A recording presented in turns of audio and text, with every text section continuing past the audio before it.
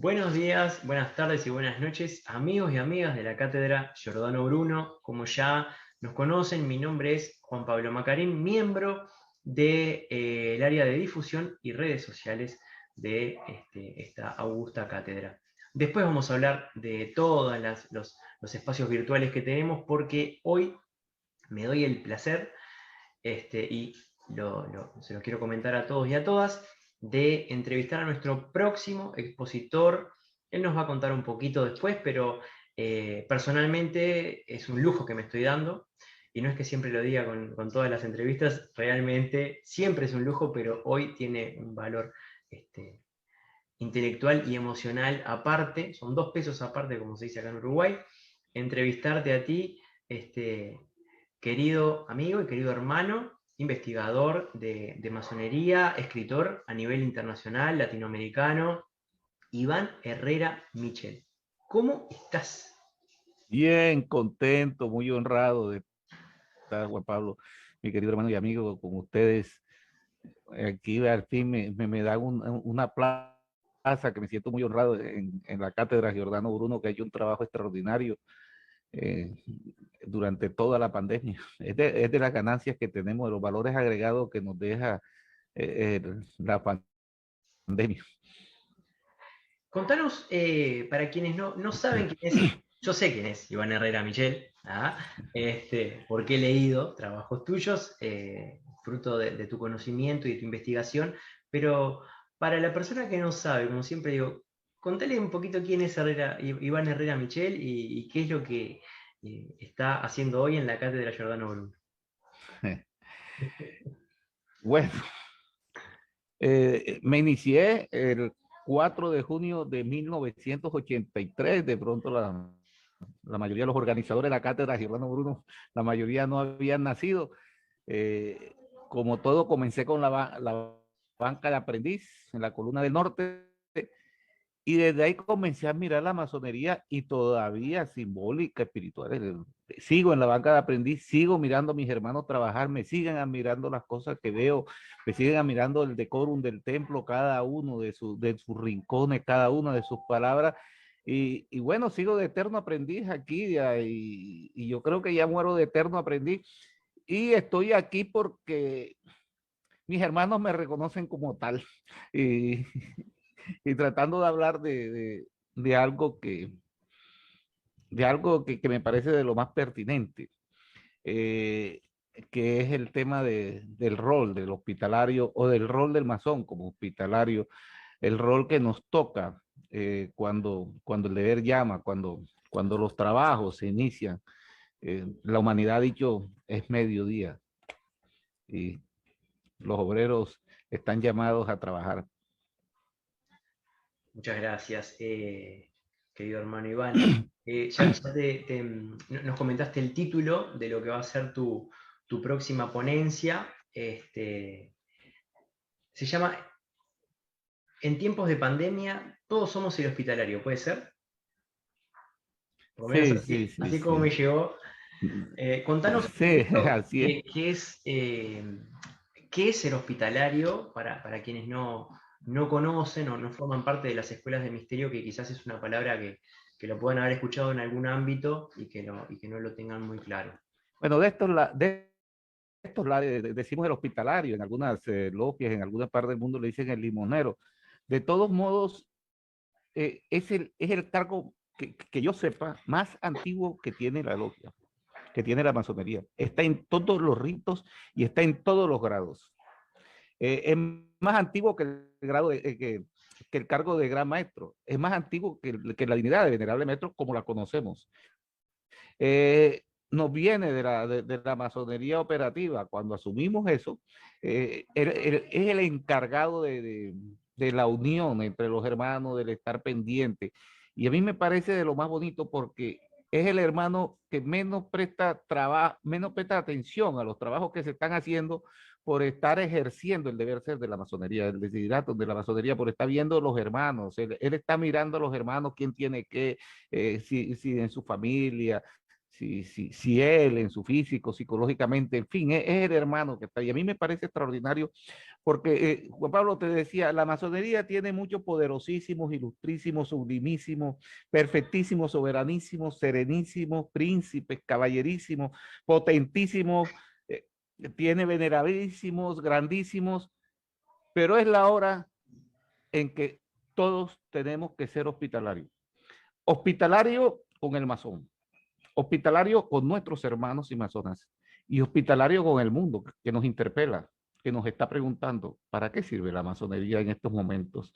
Entonces sirve para ser hospitalario, para lo que llamamos solidaridad, para la parte final de la solidaridad. Naturalmente no vamos a olvidarnos de la igualdad, de la fraternidad, de la libertad, que está seriamente cuestionada también en medio de todas estas restricciones, las libertades individuales frente al orden, por razones sanitarias, las restricciones por razones sanitarias y de salud, pero es el momento de la solidaridad, que es lo que podríamos traducir en el mundo profano, el tema de la fraternidad que nos enorgullece ya desde hace 250 años, y eso cuando la tomamos de la Revolución Francesa en el siglo XVIII en buena hora.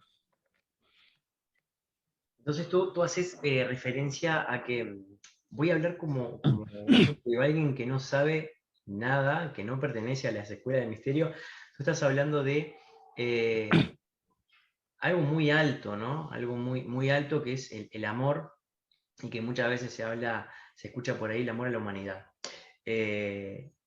Porque entonces el ser hospitalario es ser atento con los demás. Es entrar con nuestra cabeza dentro de nuestro corazón con un ánimo constructivo, de valores, no constructivo, de valores humanistas.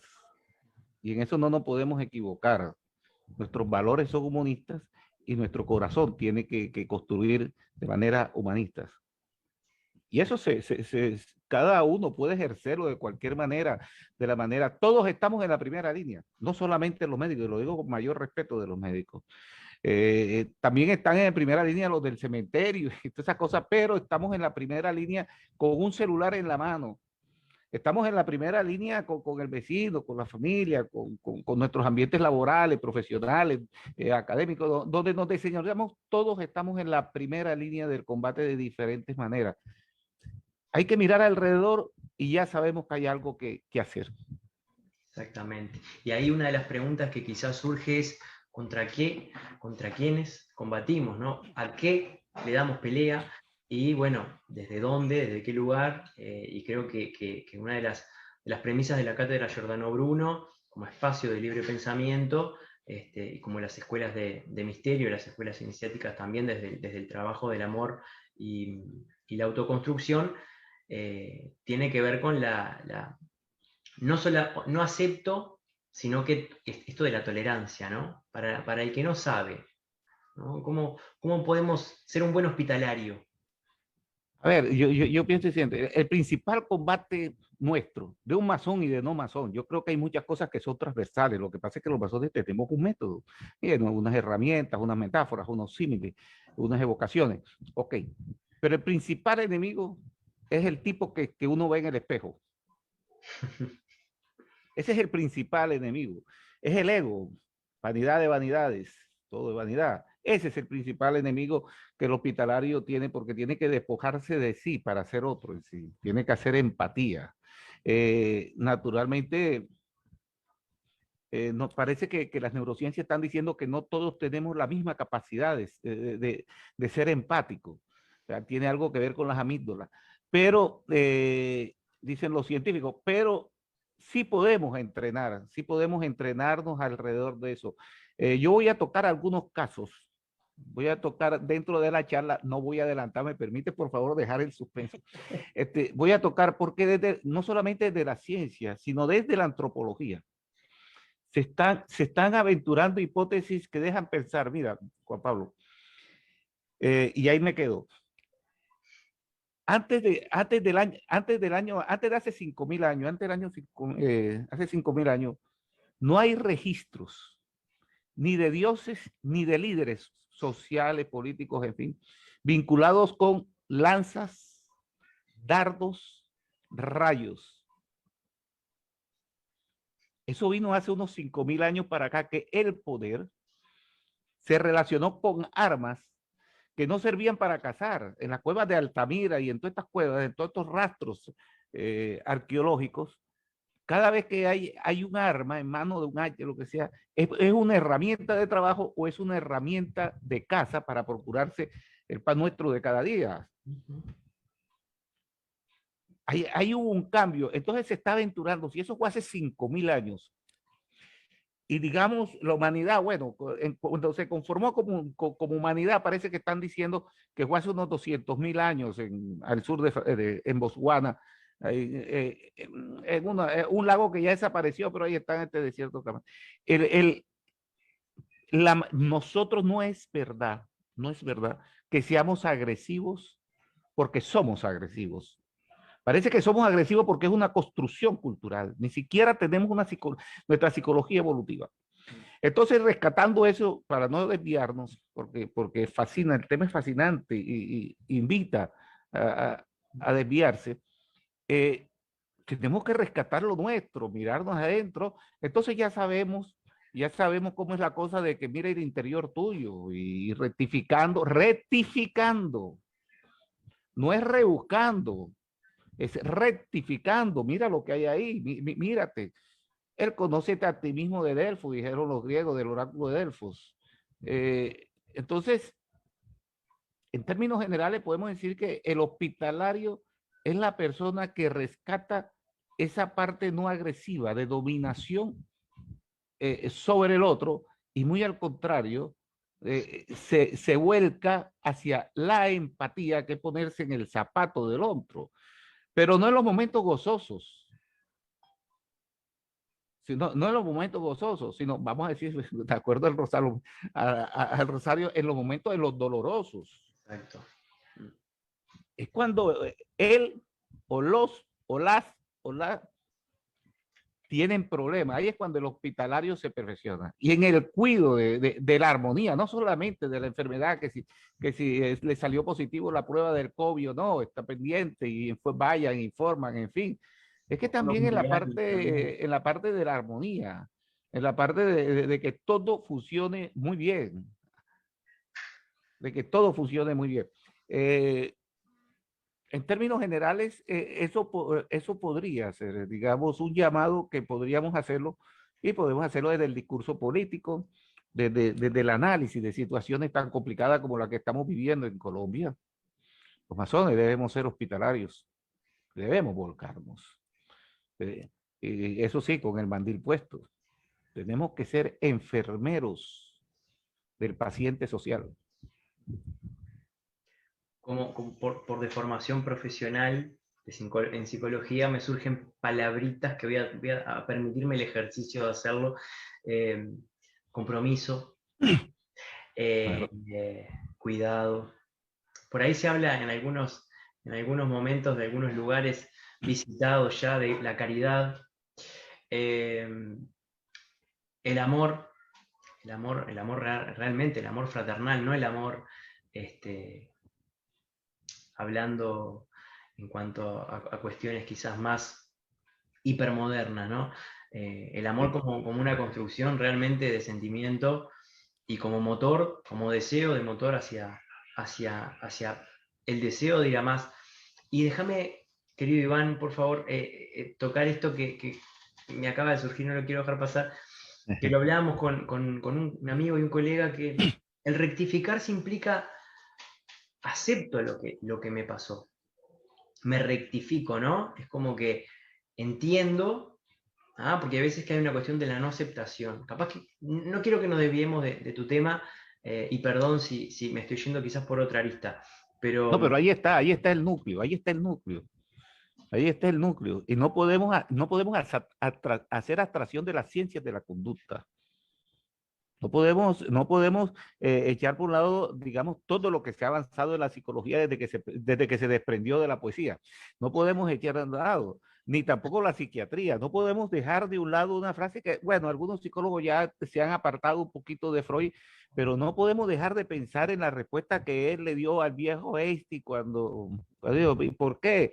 O sea, Einstein, el viejo Freud, al joven Einstein, perdón, o sea, el joven Einstein le preguntó al viejo Freud, ¿por qué la guerra cuando la segunda? Y él dijo, es Eros y Tánatos dentro del corazón del hombre.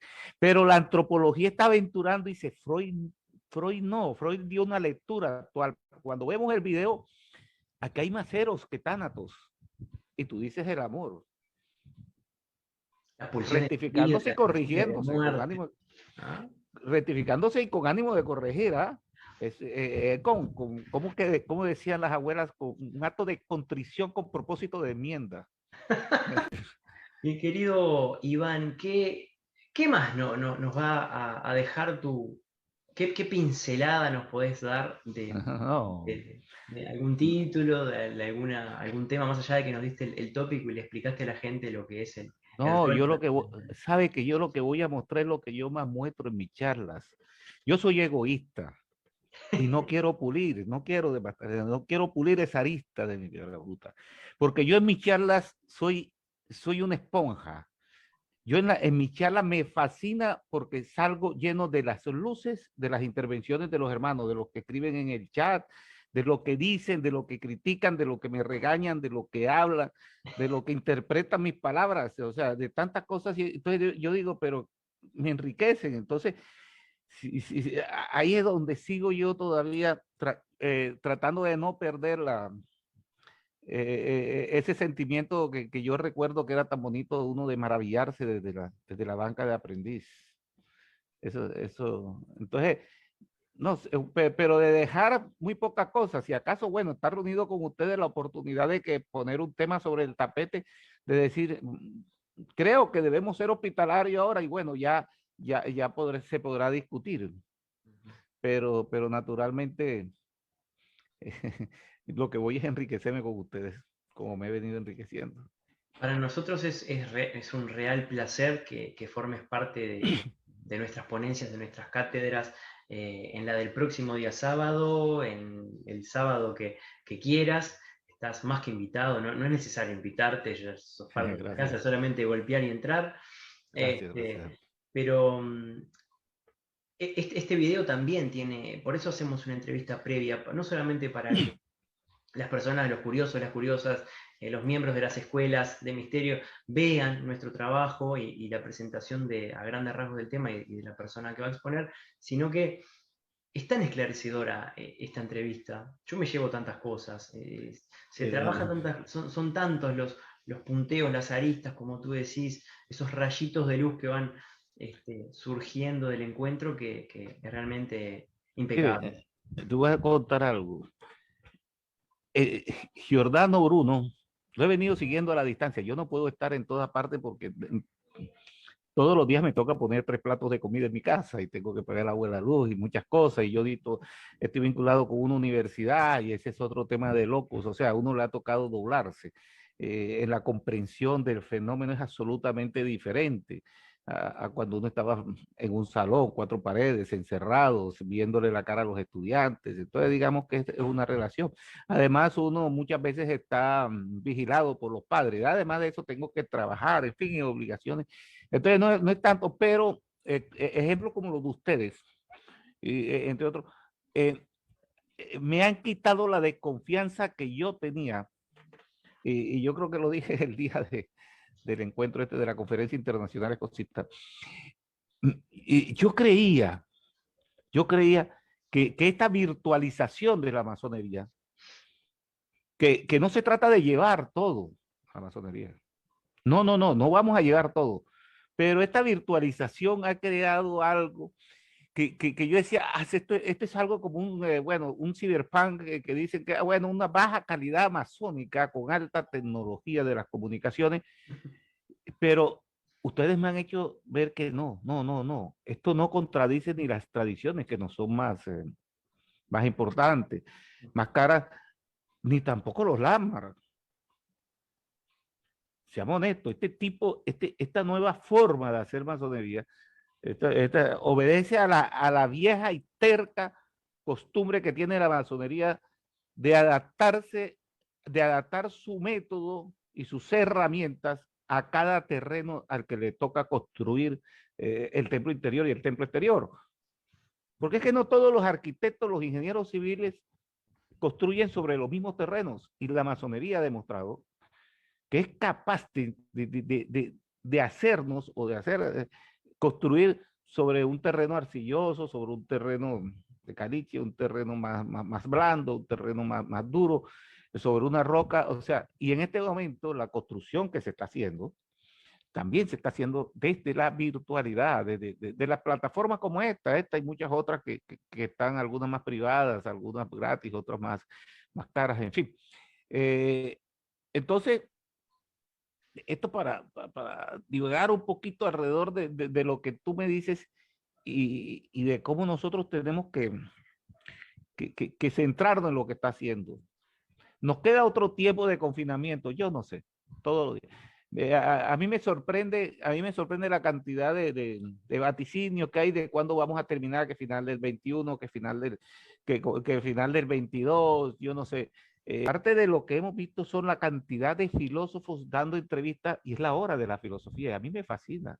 Eso es lo Ban Cissé, Hans, Harari, bueno, historiador, pero bueno, todo esto, Chomsky, se me olvida tanta gente que uno ve ahí, inclusive está conociendo, le están llegando entrevistas y todo de autores, filósofos, escritores, pensadores que, que uno no conocía o que lo había visto por ahí porque no le llegan los libros a las librerías del país de uno, ¿verdad? Y de diferentes formas de adoptar, digamos, el pensamiento del hombre, y de cómo no solamente mirar el pensamiento, sino además la reflexión actual que se hace sobre, yo lo decía la vez pasada, que me parece extraordinario el sábado, o sea, es sobre cómo se está pensando el pensador. Y eso es vitriol. Eso es vitriol. Ya, tú lo dices de la psicología, yo respeto todo, pero eso es vitriol. Sí, claro. Para quienes no conozcan vitriol, bueno, vitriol es es una figura vieja que nos viene por ahí que dice que, porque tengo entendido que no todo el mundo es masón y está relacionado con, digamos, las palabras técnicas, que nos viene, que dice que tenemos que examinarnos, el conócete a ti mismo, el acto de contrición y propósito de enmiendas de las abuelas. Permanente. Ah. Sí, sí, sí. Ahí está la tradición. Ahí está la tradición. Ahí está la tradición, mantener la llama viva, no guardar las cenizas. Exactamente. El proyecto de la Cátedra Giordano Bruno ha sido un proyecto pandémico, positivamente. Creo que Una buena pandemia. una muy buena pandemia. Quizás no haya sido posible, o bueno, desde otras formas, con estas formas virtuales que estamos, y nosotros también adoptando una nueva forma virtual de ser. Es más, mire, hablamos de muchos temas. Sí. Cuando yo me inicié, por allá, 2 años después del diluvio, en el año 83, no había internet. Imagínense un mundo sin internet. Ustedes les queda muy difícil. Ustedes se les pierde el celular. No. Sí, no, yo creo que convulsionan. Pero había un mundo sin internet. Aunque ustedes no lo crean, un mundo diluviano por allá, pero había un mundo sin internet. Y yo me inicié en el año 83. Y lo único que había era el diccionario, tres libros. La biblioteca masónica del más masón se componía de el diccionario de la masonería de André Casar, el diccionario enciclopédico de la masonería, sean 3 tomos o 5 tomos, no importa, esa es la edición, la presentación de Lorenzo Frao Brines. Y los manuales de Aldo Labadín. El resto, una serie de publicaciones más o menos periódicas, de más o menos duración, que estaban en la biblioteca, algunas cosas de algunos hermanos, que sobre esos 3 textos construían y hacían planchas y entonces y la publicaban. Entonces, ahí, digamos, se iba haciendo eso, pero se iba formando a partir de esos 3 textos, ¿verdad? Digamos, de un italiano, un cubano y, bueno, y un español, pero de todo, a partir de esos 3 textos se formaba una forma local de ser masón. De ser masón. una forma local de ser masón. Hoy es absolutamente diferente. Los masones se están formando, y de aquí salen, los masones se están formando, ustedes la juventud, se están formando de una forma mucho más ilustradas. Ustedes tienen la oportunidad de contradecir lo que les vienen, de contradecir los grandes relatos locales, las cosas que se dan por sentadas. En ese diálogo intergeneracional, en los ágapes, que le doy la mayor importancia a los diálogos de ágapes, en ese diálogo intergeneracional, alimentado en el marco de todo lo que ofrece la virtualidad, todas estas charlas, y bueno, y uno cualquier día oye un concierto de órgano de Inglaterra, o uno oye una charla con subtítulos de Roger H. Así no sepa hablar francés, pero entonces uno ve la charla en YouTube y ahí lo ve, o de Robert Cooper, el escocés, vaya uno a saber cuándo iba uno a leer algo de un tipo de estos. Y ahora uno los oye y uno pone cualquier nombre, fulano de tal o tal tema subtitulado en español. Y bueno, y esta maravilla hace que, por ejemplo, tú usas mucho la palabra misterio. Entonces, cuando uno ve a otros autores hablando ingleses o franceses o qué sé yo, dando una lectura sobre fuentes diferentes de la palabra misterio y el contenido, los alcances, la extensión, en fin, todas estas cosas, se enriquece. No hay sino que enriquecerse. Yo creo mucho en ustedes, los jóvenes, además porque no hay otra. No hay otra. No hay forma de volarnos la generación de ustedes. No hay forma. Me divierto cuando veo que los centennials los critican a los millennials. Me divierto porque al fin, bueno, dale que te vienen dando. Ustedes nos criticaron muchos a nosotros. Ahora les tocó el turno que los centennials les están dando duro. Yo, me gusta leer. Bueno, mi querido hermano, mi querido entrevistador, investigador, escritor, Iván Herrera Michel, de Montevideo a Barranquilla, ¿verdad? Tú estás Sí, sí, del Caribe. Bien, acá hace bastante frío, así que necesitaríamos un poco de calor caribeño.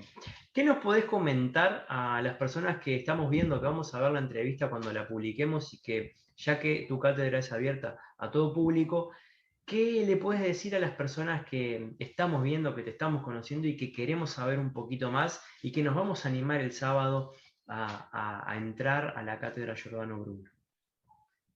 Mira, de pronto yo voy a usar palabras técnicas del lenguaje masónico. Toda profesión, todo oficio, toda filosofía tiene eso. Pero el tema no es masónico, no es exclusivamente masónico. El tema del hospitalario. El hospitalario, no sé si le decimos a la persona buena gente que ayuda y que está pendiente de los otros. En toda familia hay, en todo barrio hay, en toda ciudad hay alguien que se preocupa con la filantropía, la asistencia a los otros. Toda la literatura universal está lleno de muchos dramas y muchas tragedias. Desde los primeros del poema de Gilgamesh, hace miles de años, hasta Harry Potter. Y todo, hay algo que es absolutamente transversal y está en todos eso, y lo acompaña. No importa si es literatura china o si es literatura nuestra, del Caribe colombiano, ¿verdad? Donde vivo yo, García Márquez, el Macondo que conocemos, 100 años de soledad. Siempre está la preocupación por el hombre que se desdobla hacia el otro. Y hablo hombre, hombre, mujer, en términos de especie. Es una reflexión, vamos a hacerla con algunos datos que he podido encontrar por ahí y todo el que quiera hablar me gustaría que lo dejaran hablar. Entonces, eso es básicamente lo que yo quiero y ese es lo que también, desde 1762 voy a, desde las constituciones llamadas de Federico II de Prusia, dice que la razón última de la masonería es hacer una humanidad más feliz. Y en esa construcción de una humanidad más feliz, de una cuestión que llamamos nosotros, cosas antiguas aceptadas y estas cosas en lenguaje técnico, esa construcción de una manera más feliz no solamente pasa por diferentes roles, sino que todos esos roles gira alrededor del corazón, de la beneficencia común, de un saco que tiene un corazón puesto ahí, del limonero, que llamaban en alguna parte, de una mala traducción, porque en español limonero es otra cosa, pero Sí, era el que se preocupaba de ayudar la y limosna todas a estas los cosas. necesitados, ¿no? Se habla por ahí. Sí, sí, sí, pero en español, bueno, o sea, a veces las traducciones no son así, pero se mantiene la palabra, pero uno entiende, pero cuando van a extrapolar a otros afuera del contexto, entonces toca hacer la explicación de que entre nosotros tiene una asesión especial muy, muy propia. Para mí, que siempre hago el ejercicio de intentar desdoblarme como entrevistador y hacerme el que no entiendo lo que se está hablando, oh, bueno, la persona que escucha, quién es Iván Herrera, que está hablando con un tal Juan Pablo, que está hablando de qué es hospitalario, tiene que ver con hospital, no, tiene que ver. Yo creo que el mensaje que estás dando, querido Iván, es muy profundo, más allá de, es un llamado. Sí, cierto. Juan Pablo, ¿no?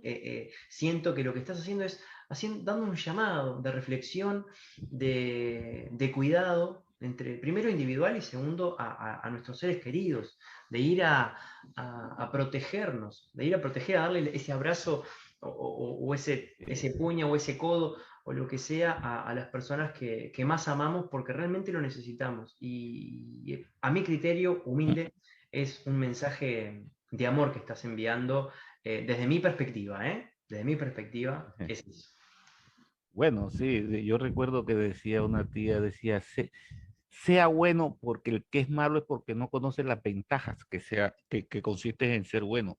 Y había otro dicho que decía, mire, sea bueno, si no es bueno por virtud, sea malo por malicia, porque siempre es bueno y el que hace cosas buenas le va bien porque se le retribuye.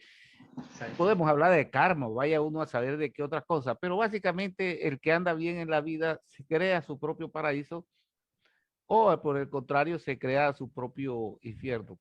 En eso vi muy bien a Juan Pablo II cuando le preguntaron si existía o no. Dice, claro, es la relación entre el hombre y su alma. Me gustó, me gustó. Lo anoté de una vez. El paraíso es la relación entre el hombre y su alma. En este momento podemos tener una vida mejor. Adelanto algo desde las neurociencias. Ser empático, hacer el bien a otra persona absolutamente desprevenido. Así sea un extraño, no se necesita.